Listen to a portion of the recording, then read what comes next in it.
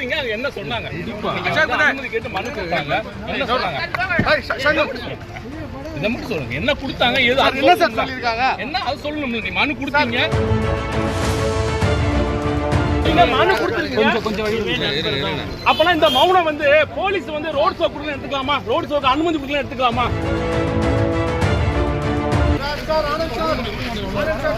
என்ன கொடுத்தாங்க? நீங்க என்ன இங்க பாருங்க, கொடுத்தீங்க, அது என்ன சொன்னாங்க?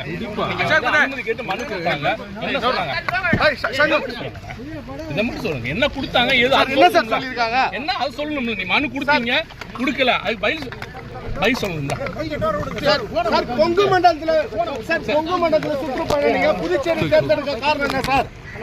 சார் ஆனந்த் சார், என்ன அர்த்தம்? மௌனத்துக்கு என்ன சார் அர்த்தம்?